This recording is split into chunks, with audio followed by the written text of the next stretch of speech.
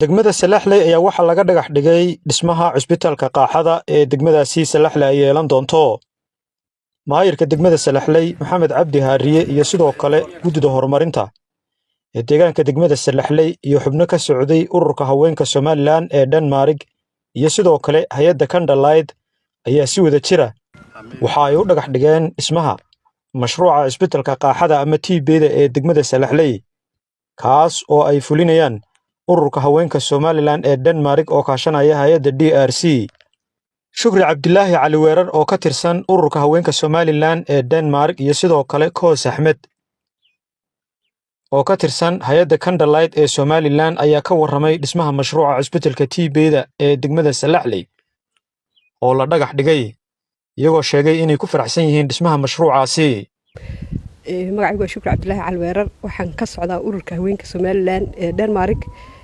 waxaan mashruuc ka sidaa DRC-ga waxaan la shaqeynay Candlelight oo ka hawlgasha dhammaanba dalka Somaliland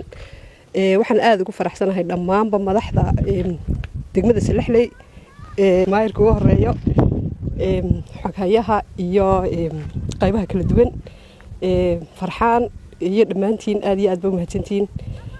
waxa farxad noo ah inaynu ilaahay inoo rumeeyay mashruuca aynu dalbanay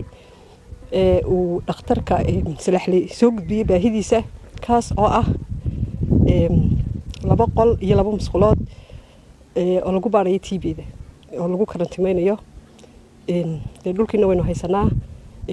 fankiina waynu helay waxa ka hawlgelin doona Candlelight iyo idinkoo aan isku kan xidhin doona koosi nigala joogto tababarkii shaqaalaha wacyigelinta bulshada degmada Salaxley iyo agagaarkeeda waa ilaahay mahdi aad iyo aad baan idinku mahadnaqaya dhammaantiin. hayo assalaamu calaykum magacaygu Koos Axmed waxaan ka soo jeedaa Candlelight for Environment Education and Health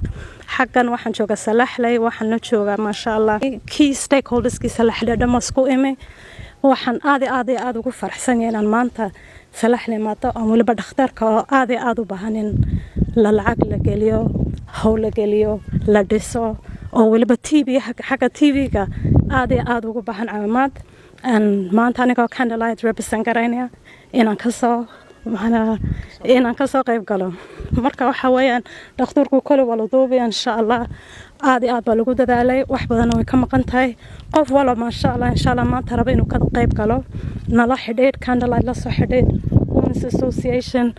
lacag baa loo baahan yahay xoog baa loo baahan yahay isku xinaan baa loo baahan yahay anigu markaa implementer banay waxaan noqonnay local implementerski waxaan la xidhiidhnaa Somaliland Women's Association ayagu DCA lacagta ka helay iyo maayirka deegaanka Salaxley Hospital insha Allah markaa waad mahadsan. dhanka kale maayirka degmada Salaxley Maxamed Cabdi Haariye iyo sidoo kale gudoomiyaha guddida horumarinta deegaanka degmada Salaxley Farxaan Cawiil ayaa u mahad celiyay ururka Somaliland Women's Association iyo sidoo kale hay'adda DRC oo dhismaha cusbitaalka TB-da ee degmada Salaxley dhisaya. waxaan ilaahay uga mahad celinaynaa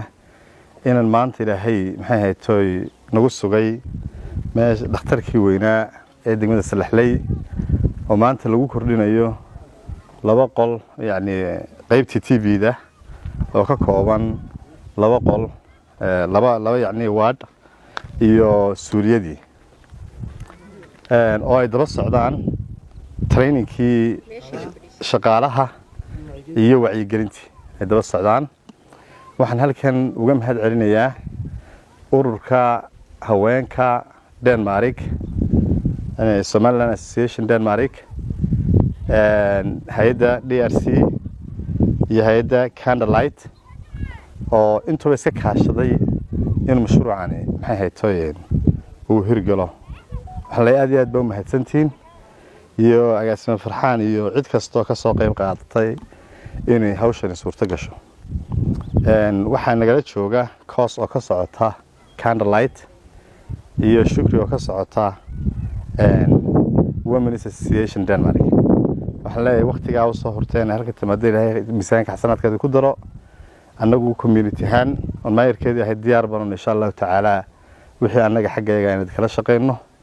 mudane gudoomiye maadaama anagu ahaa isku xidhaha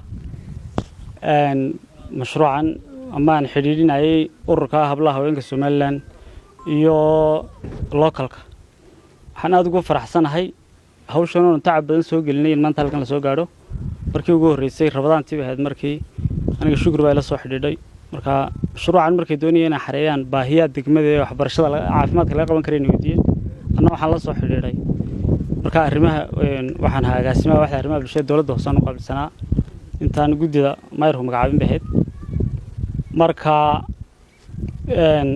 isuduwihii caafimaadka ee degmada baahiyaha Dr. Farxaan Naasir baahiyaha ugu badan ee degmada ka jiraba marka dibatan aan weydiinay la xareyn karo mashruucaas baahidii ugu weyneed ee uu sheegay waxay ahayd in isbitaalka weyn oo dhul weyn haysta qaybtii TB-da lagu kordhiyo wuxuu sheegay in shaqaalaha iyo maxaan ku dhahay dawooyinkii iyo qaybaha kale ay wasaaraddu fulinayso imakana ay diyaar u yihiin